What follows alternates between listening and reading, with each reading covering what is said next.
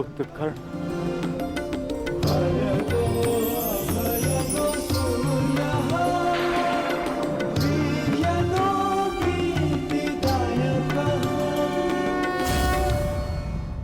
पुत्र मैं ये तो मैं जान गया कि मैं आपका पुत्र हूं। आगे कहिए सूर्यदेव। पुत्र मैं विवश था, तुम्हारे जन्म के लिए भी और तुम्हारी पहचान छिपाने के लिए भी।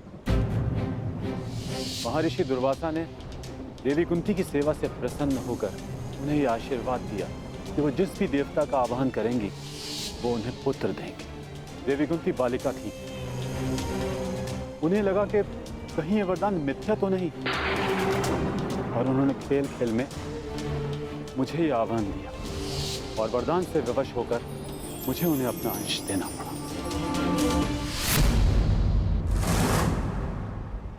विवश थे आप? क्या आज विवश नहीं है? माता कुंती को मुझे अपनाने में समाज का भय था, परंतु आपको किस बात का भय था? आपने मुझे सत्य क्यों नहीं बताया? संसार भर को प्रकाश देने वाले ने अपने ही अंश को अंधकार में रखा। क्यों? जब संसार मुझे सूत पुत्र कहकर नीचा दिखाता रहा, तब आपकी दृष्टि क्यों नहीं झुकी? जब सब मुझसे मेरा अधिकार छीनते रहे, तब आपके अहंकार को ठेस क्यों नहीं पहुंची?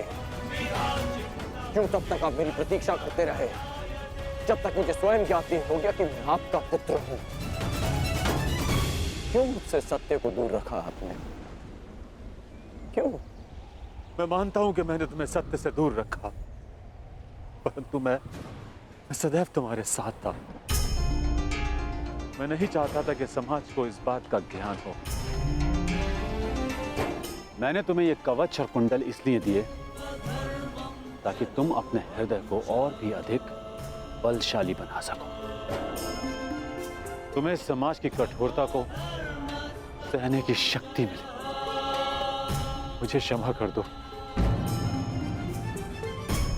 आपके अश्रु मुझे सांत्वना नहीं दे रहे, अपितु भान करा रहे हैं कि मैं आपके लिए केवल एक फूल के अतिरिक्त और कुछ नहीं था।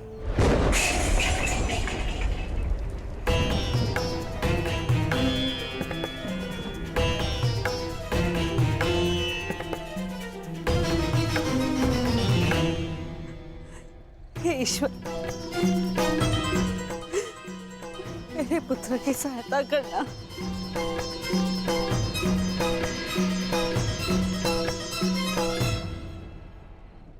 जो स्वयं की सहायता करना जानते हैं, ईश्वर भी उन्हीं की सहायता करते हैं बुआ।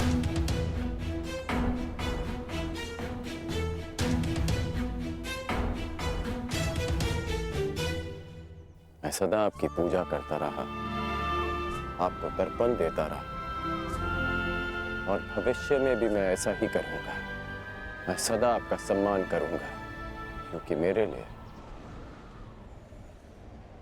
आप सदैव सबसे शक्तिशाली रहे। मेरा मन मलिन है आज, परंतु मेरे मन में आपके प्रति कोई मेल नहीं। एक बार अपने मुख से आपके जाने का समय आ गया है। कल प्रातः आपको सबके जीवन को अंधकार से निकालना है। विश्राम कीजिए पिताश्री। कल्याण हो तुम्हारा। ऐसी अवस्था में भी तुमने अपने पिता को तृप्त किया। धन्य हो तुम दानवीर कर्ण।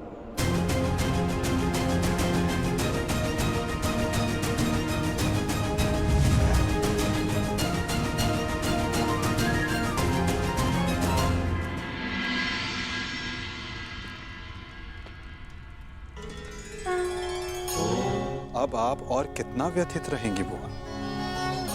आप अपने कर्मों को संसार से छिपा सकती हैं, परंतु अपने कर्मों के फल को आप स्वयं से और कितना छिपाएंगी? अपने कर्मों का सामना प्रत्येक को एक ना एक दिन करना ही पड़ता है बुआ। परंतु उसका सामना कैसे करूंगी? क्या कहूंगी उसे इसके समक्ष आकर?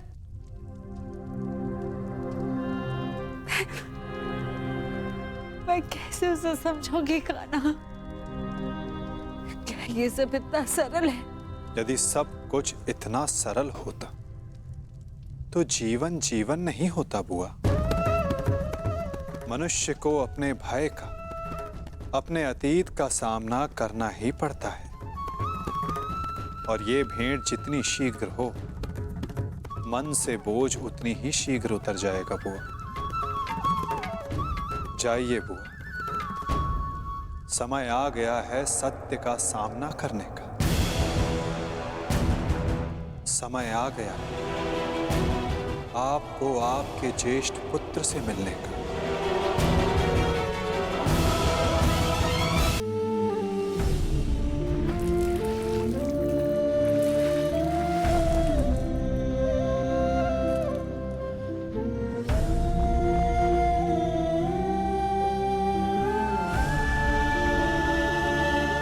दान चाहिए पुत्र, दोगे?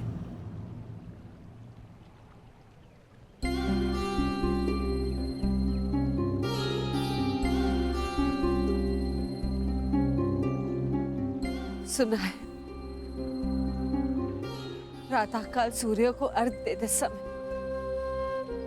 यदि तुमसे कोई कुछ भी मांगे तो तुम कभी मना नहीं करते, उसकी इच्छा पूरी करते हो।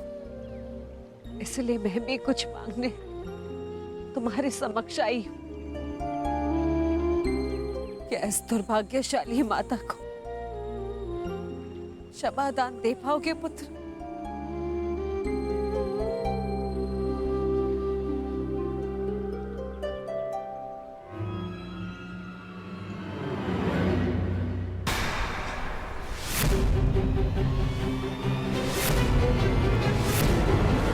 क्षमा प्रार्थी तो मैं हूँ राजमाता। राजमाता, ऐसा मत कहो पुत्र। क्यों? क्या अनुचित कह दिया मैंने? ये कि सत्य जानने के पश्चात भी मैं आपको राजमाता क्यों कह रहा हूं? मैं आपके गले क्यों नहीं लग रहा? आपके चरण स्पर्श कर आपको माता और जननी क्यों नहीं पुकार रहा हूं? कहिए, क्या अनुचित कर रहा हूं मैं राजमाता? मैं आपको माता कहकर इसलिए नहीं पुकार रहा क्योंकि यह आपका कर्म फल है। आपने भी तो इसी भांति वर्षों तक ऐसा ही व्यवहार किया मेरे साथ, आशीष दिया, परंतु कभी अपना पुत्र कहकर नहीं पुकारा। अश्रु बहाए परंतु कभी मुझे गले से नहीं लगाया। कभी मुझे ममता नहीं थी, और आज वही माता मेरे समक्ष प्रेम जताने के लिए आ गई है।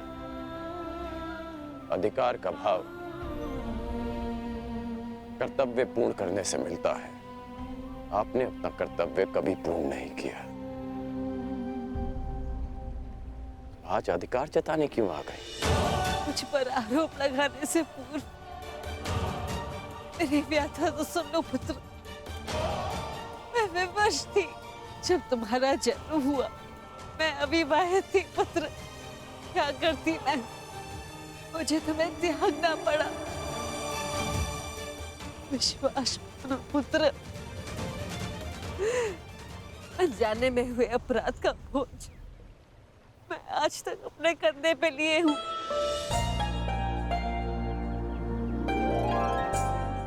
आपने अपनी व्यथा तो कह दी, परंतु मेरा क्या दोष था? एक बालक जिसने अपनी आंखें भी पूरी तरह नहीं खोली थी, उसके जीवन में आपने सदा के लिए अंधकार कर दिया। एक नवजात को गंगा माँ की भेंट चढ़ा दिया आपने। क्या आपने ये भी नहीं सोचा कि वो जीवित रहेगा या वो मर? कि यदि वो बच गया तो संसार उसे किस नाम से पुकारेगा? समाज उसे कितने ताने देगा कि उसका जीवन जीते जी नरक बन जाए, ये भी नहीं सोचा हमने। गंगा में इसीलिए बहाया ना क्योंकि गंगा मां पाप धोती है। मैं आपके लिए पापी था ना, केवल एक पाप, एक अभिशाप, जिसे आप गंगा में बहाकर भूल गए। आश्चर्य की बात यह है कि कभी आपने मुझे खोजने का प्रयास नहीं किया, कभी ये जानने का प्रयास नहीं किया कि मैं जीवित हूं या मर गया। आपको पता है कि जब भी मैं आपके समक्ष आता था, आपको प्रणाम करता था, तो एक विचित्र स्नेह, एक अनोखा बंधन अनुभव करता था मैं। क्या आप कभी ऐसा अनुभव नहीं करती थी? तुम मेरे ही पुत्र हो। इसका ज्ञान मुझे रंगभूमि में हुआ, परंतु फिर भी आप मौन थी, ये जानने के पश्चात में आप समझा कि तब आपके समक्ष एक और प्रश्न आकर खड़ा हो गया कि युवराज पद की होड़ में प्रदा कर रहे अपने सारे पुत्रों को कैसे बताएं कि जिसके कुल का वो अपमान कर रहे हैं वो उनका ज्येष्ठ भ्राता है। हस्तिनापुर के समक्ष ये सत्य कैसे बताएं कि मैं आपकी प्रथम संतान हूं। बोलिए राजमाता, ये आज अचानक क्या हो गया? समझ गो पुत्र, मैं नहीं चाहती कि मेरे पुत्र एक दूसरे का रक्त बहे। मुझसे सहन नहीं होता पुत्र, मुझसे सहन नहीं होता। समझ गया कि आप यहाँ मेरे लिए नहीं, अर्जुन के लिए आई, कि आप मुझसे क्षमादान मांगने नहीं, अर्जुन का जीवन दान मांगने आई, कि आप मुझसे क्षमादान मांगने नहीं, अर्जुन का जीवन दान मांगने आई। आप यहाँ इसलिए आई कि मैं अर्जुन का वध ना करूं। ऐसा मत कहो पुत्र, मैं नहीं चाहती कि मेरा कोई भी पुत्र एक दूसरे का वध करे। ठीक है, समस्त हस्तिनापुर के समक्ष ये स्वीकार कर सकती हैं कि मैं आपका ज्येष्ठ पुत्र हूं।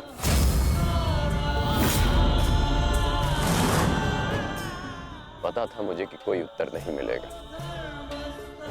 मेरे जीवन पर अनेक बार संकट आया, तब आपकी ममता नहीं जागी, परंतु आज जब अर्जुन के जीवन पर संकट आया,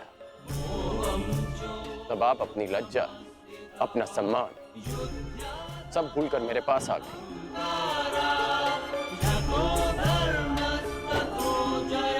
सत्य में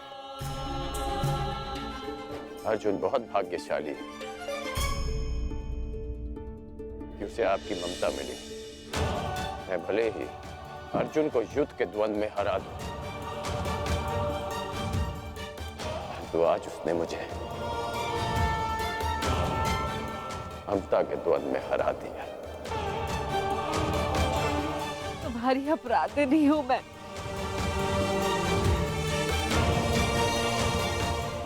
इस अपराध बोध को और मत बढ़ाओ, इस युद्ध में भाग मत लो पुत्र। अपने अनुजों से युद्ध मत लड़ो पुत्र। बस एक बार कह दो कि तुम मेरे पुत्र हो कर्ण। हाँ,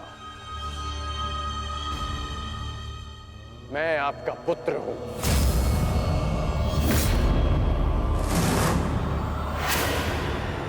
किंतु आप मेरी माता नहीं।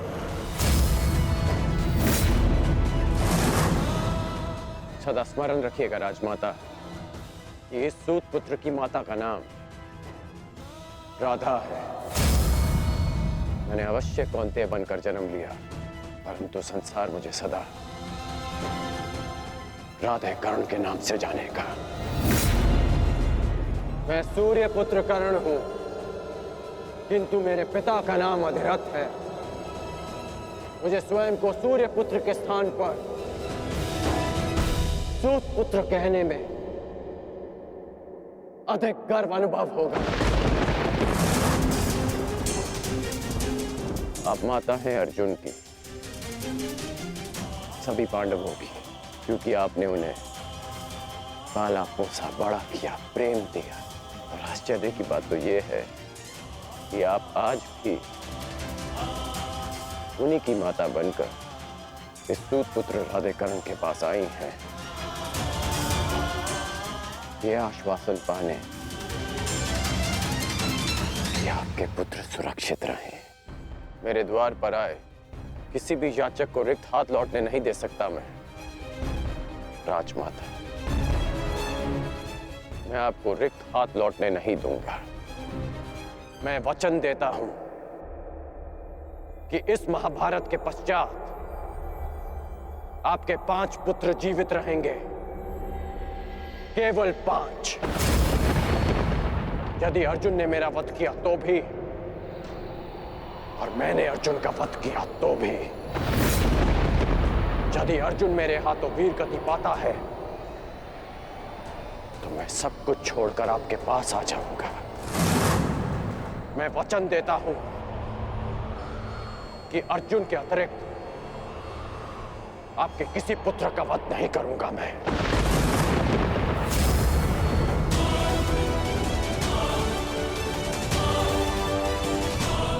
कहता हूं कि अर्जुन के अतिरिक्त आपके किसी और पुत्र का वध नहीं करूंगा मैं।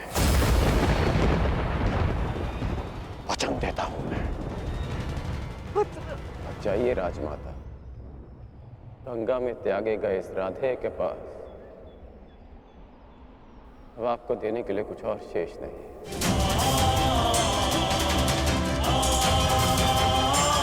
रही बात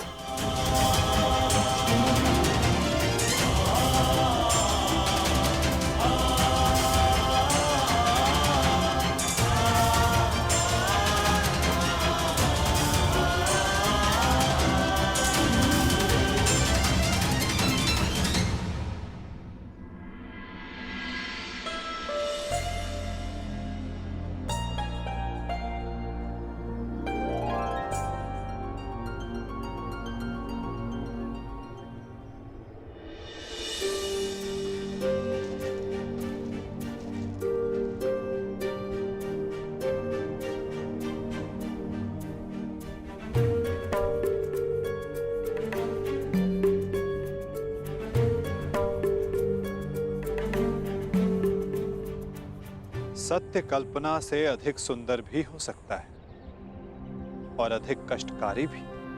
मैं जानता था कर्ण, परंतु मैं ये कभी नहीं चाहता था कि तुम इस कष्ट को सहो।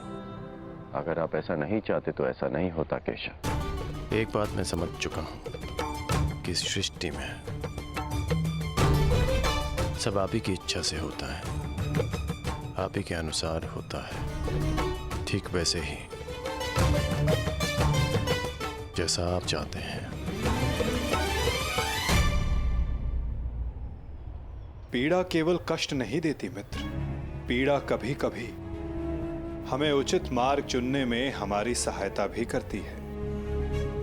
एक पीड़ा कभी कभी हमारे अन्य कष्टों का निवारण भी करती है। कर्ण, इस सत्य का भान होना तुम्हारे लिए उचित था, परंतु अब मैं तुमसे ये जानना चाहता हूं कि इस पीड़ा का तुम सकारात्मक प्रयोग कैसे करोगे। जिस सत्य ने मेरे जीवन को, मेरे विश्वास को नकारात्मकता से भर दिया, उसमें क्या सकारात्मकता केशव? उसमें क्या भलाई दिख रही है आपको? क्यों? क्या यह उचित नहीं कि अब तुम स्वयं को सूत समझने की पीड़ा से मुक्त हो गए हो?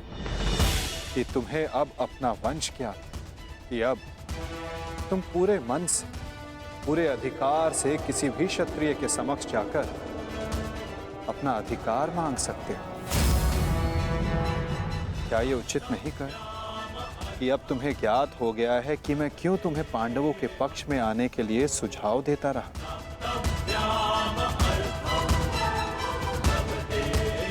एक सत्य संसार बदल सकता है और अब तुम्हारा संसार बदल चुका है मित्र। तो क्या ये श्रेष्ठ नहीं कि तुम अपना पक्ष और निर्णय दोनों बदल दो? तुम सबसे ज्येष्ठ कौन्तेय होकर अर्जुन, भीम, युधिष्ठिर, इन सबसे ज्येष्ठ, और मुझे ये मानने में कोई संकोच नहीं कि तुम अर्जुन से अधिक श्रेष्ठ हो। परंतु ये दो शक्तियां, ये दो भाई विपक्ष में क्यों मित्र? यदि तुम और अर्जुन एक पक्ष में हो गए तो सृष्टि की कोई भी शक्ति तुम दोनों के समक्ष छोटी पड़ जाएगी।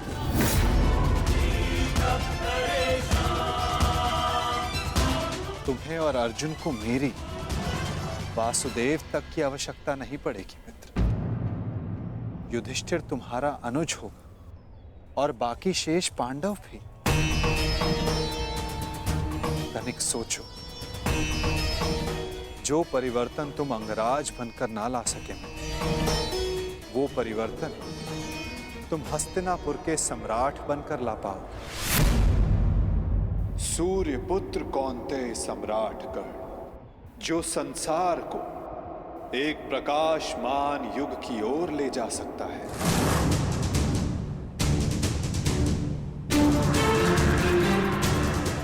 मैं केवल तुम्हारे भविष्य की बात नहीं कर रहा हूं कर्ण, मैं उस भविष्य की बात कर रहा हूं जिसकी हस्तिनापुर को आवश्यकता है, इस संसार को, इस मानवता को आवश्यकता है। और यही सबके हित में है मित्र।